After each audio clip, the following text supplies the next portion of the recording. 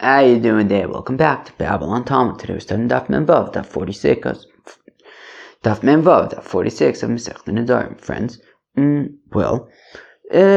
we're studying the fifth parak of Masechta Nedarim, Hashutfin. And it talks about people making nedars, about getting benefit. That's what this parak talks about. I guess similar to other prakim in Masechta Nedarim. Alright. Well, we're actually going to start at the top of Memheim with Beis, but I mean, that's only 3 lines, so let's get started. So you have Epis, 2 partners. These 2 partners own a chotzer. They own a courtyard, and they jointly own a courtyard. But then they make a neder. Right? Reuven says, Shimon, I ain't getting no benefit from you. And Shimon says the same thing. Reuven, I'm not getting any benefit from you. Asurin the konis l'chotzer. So they can't go into the chotzer. They can't go in because they might be going in because if Reuven goes into the chotzer, maybe he's benefiting from Shimon's portion in the chotzer. And if Shimon goes in, maybe he's benefiting from Reuven's portion of the chotzer. Eliezer ben Yankiv, Omer, says Eliezer ben Yaakov, Eliezer ben Yaakov says the Rani is making like a Brera play. Brera, of course, we've learned about several times. It's like a Photoshop kind of thing. So Eliezer ben Yaakov is willing to say, look, Reuven could go in, and Mele, when he's going in, he's getting benefit. We'll say retroactively, he's getting benefit from the portion of the courtyard that belongs to him, and the same thing with Shimon.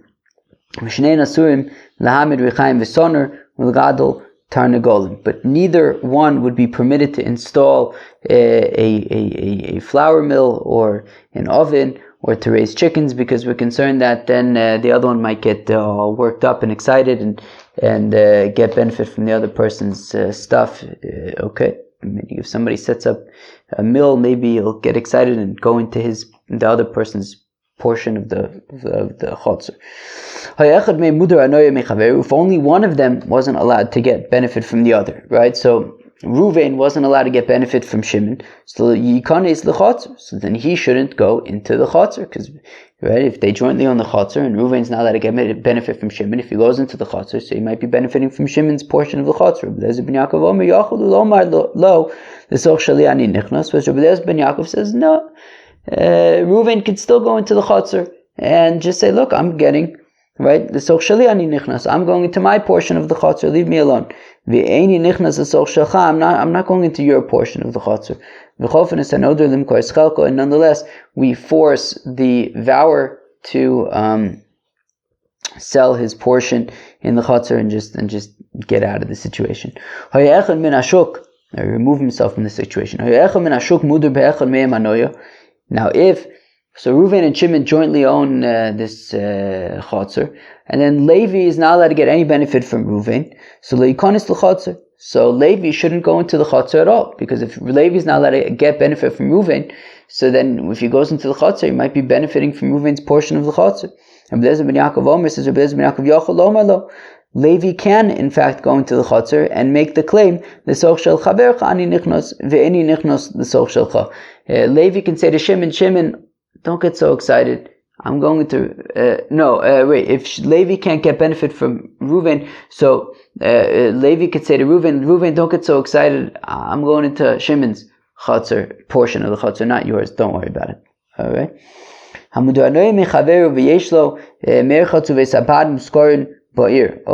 so if Reuven's not allowed to get any benefit from Shimon, now Shimon owns real estate in the city.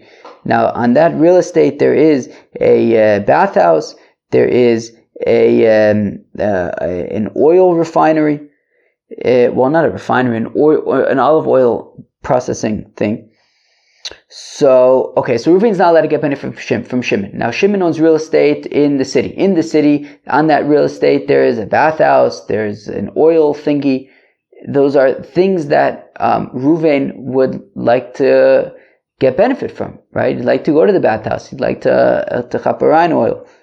So im yesh lo boen tfisas yad oser, ein lo boen tfisas yad muter. The Gemara is going to explain exactly what this means. But if Shimon has a holding in these geschäfts, in these businesses. So then Reuven can't. Then Reuven can't use these things because he'll be benefiting from Shimon's stuff. But if Shimon does not have a holding in these geschäfts, so then Reuven can chaparan away. Okay, the Gemara is going to explain exactly what it means that Shimon has a holding.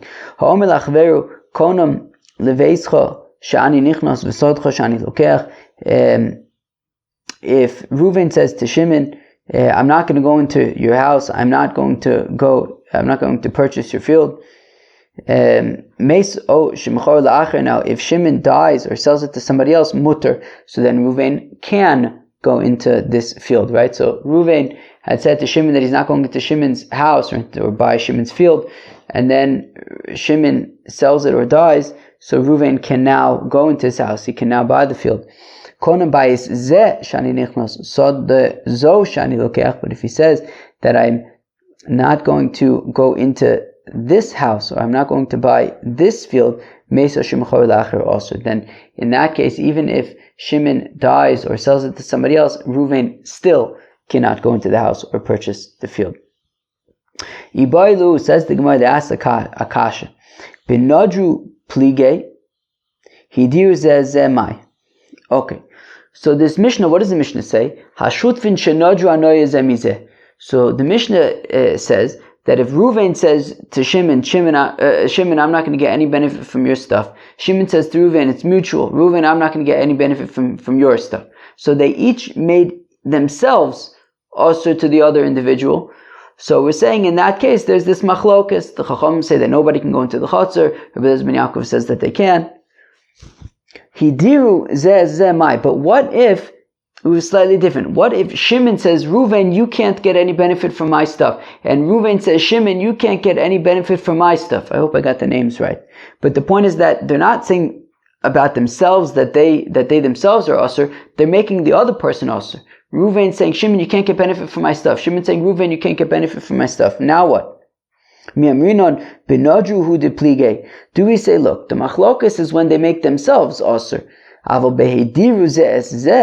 But if they're imposing Nedarim upon other people, if Shimon's saying, Reuven, you can't get benefit from my stuff, and Reuven saying, Shimon, you can't get benefit from my stuff, where they're imposing it on the other one, then maybe the rabbis would agree with Rabbi Eliezer ben Yaakov, and everyone would hold that, look, in that case they're considered anusim, it's considered against their will, right? They're not in control, right? They're not saying, I'm not going to get benefit. Rather, the other person, right? Shimon is saying to Reuven, you can't get benefit from my stuff. Reuven is saying to Shimon, you can't get benefit from my stuff. And in that case, they're imposing it on the other person, so maybe they would, right? Meaning, in a certain sense, it wouldn't be fair to say that, now nobody can go into the Chatzar anymore, right? Maybe since it's being imposed externally, they can still, right? The rabbis would admit to Rabbi Eliezer ben Yaakov that they would be able to go into the Chatzar, and we'd assume that each person is going into the portion of the courtyard that belongs to them. Or maybe, no, not so. Even when Reuven says to Shimon, you can't get benefit from my stuff. Shimon says to Reuven, you can't get benefit from my stuff. Even there, the rabbis would say, okay, well, neither one can go into the Chatzar because they might be benefiting from the other. Tashma kominir.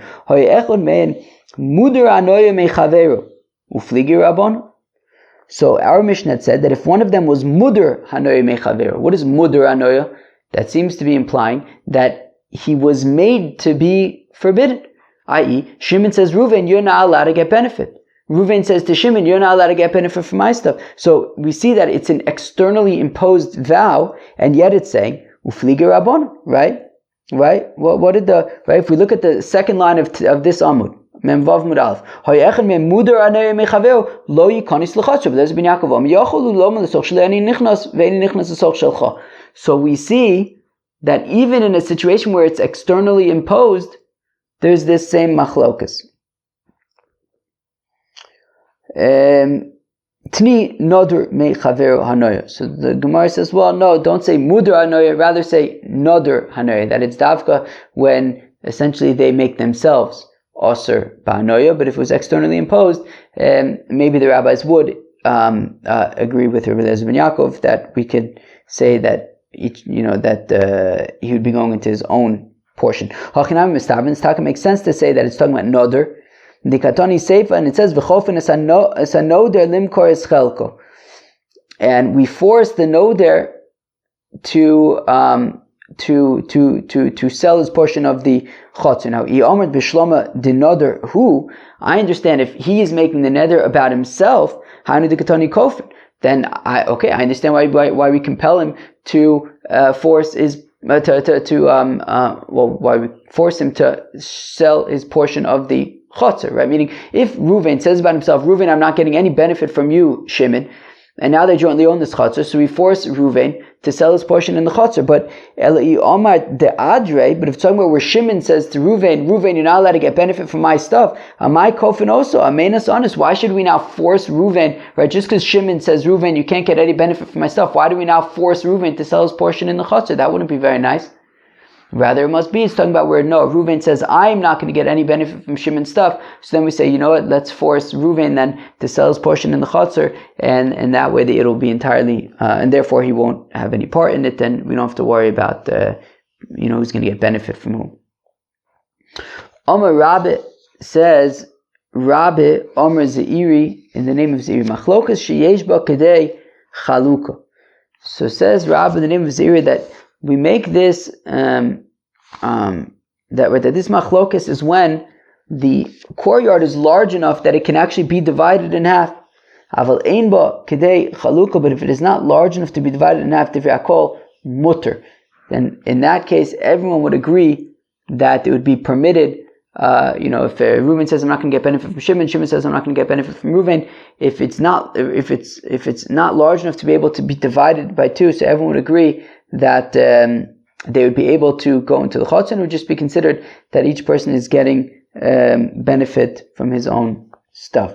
Omelei Rav Yosef, but Rav Yosef asked a kasha, Arei Beis HaKnesses, when it comes to synagogue, Tichmi she'ein bo k'dei chaluka domi, that it's considered like something that cannot be divided up, because a synagogue, each portion, because a synagogue, since a synagogue, is able to be used by everybody, and it's not that we divide it up into different portions. Utanan, and yet we learn shnein asurin b'davar shelo sa'ir, and yet we say that both of them are forbidden. So we see that even in a situation where we don't divide it up, where it's not divided up, still they would both be asur. Ella. Amar Rav Yosef, rather says Rav Yosef, machlokas she'ein bo kedei chaluka. No, the machlokas is when the chotzer is not able to be divided up. Aval yesh bo kedei chaluka, but if it is able to be divided up, divrei hakol asur, then everybody agrees then that it would be forbidden, and they wouldn't be able to go in.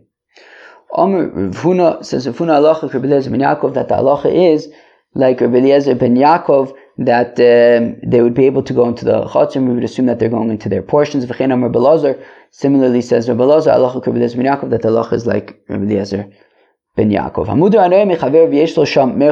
The Mishnah had said that if Reuven can't get any benefit from Shimon, now Shimon owns real estate in the city, and on the real estate there is a bathhouse, or there is a what was the other thing that was Darton? A bathhouse or an oil producing thing. So we say that if Shimon has a holding in the geschäft, in the business, a geschäft is a business, so then Reuven can't get benefit from the facility because he's going to be benefiting from Shimon. So how much is considered a holding in the geschäft? Omer Rav Nachman says, so Rav Nachman says Shimon would have to hold at least either 50%, 33%, or 25% of the geschäft. But if he owns less than that, then it wouldn't be considered like he has a holding in the geschäft, and Reuven would be able to get benefit from these facilities. Abai says no, even less than that, Reuven would not be able to benefit from these facilities. Well, then what would be considered a situation where Reuven would be able to benefit? Well, if the arrangement that Shimon has with with the owners of the chef is simply that they pay rent for the year, like a yearly rent. He doesn't chaparain any of the revenues or the profits or anything like that. That's for the people who own the geschäft. That's for them. But he just has a yearly rent or whatever it is. So he's kind of keeps himself out of the runnings of the geschäft. He just accepts his rent. So in that case, he's kind of operating outside of the management of the geschäft, and in that case, Ruvain would be able to get benefit from the bathhouse geschäft or from the oil producing geschäft. Friends, that was Daf Memvav of Masechet Nedarim. So we started the fifth parak, the parak of the partners, the shutfin, and we talked about when partners are unable, they jointly own a property, but they're unable to get benefit from one another. So the Chacham say, well, they can't go into the Chatzar because they might be getting benefit from one another. Whereas Rabbi Eliezer ben Yaakov says they can go into the Chatzar, and we assume that they're getting benefit from their own portions, because we'll say Breyer, we'll say retroactively, whichever portion of the courtyard they got benefit from was the portion that belonged to them. The Mishnah had said that if Reuven can't get benefit from Shimon, and Shimon has property in the city, and on that property there's different geschäfts that Reuven wants to get benefit from. So the Mishnah had said if Shimon has a holding in the geschäft, so then Reuven cannot get benefit. But if he doesn't have a holding in the geschäft, then Reuven can get benefit. So we saw machlokes between Abaye and Rav Nachman, that about what's considered a holding. Rav Nachman says he has to have at least 25% holding in the business, whereas Abaye says no, even less than that would be considered having a hand in the business. The only way he would not be considered to have a hand in the business is if he sort of just only collects rent money and that's it, but doesn't get involved in any way in the actual running or profits of the geschäft. Friends, that was Daf Memvav Masechet Nedarim. Hope you enjoyed. Peace out.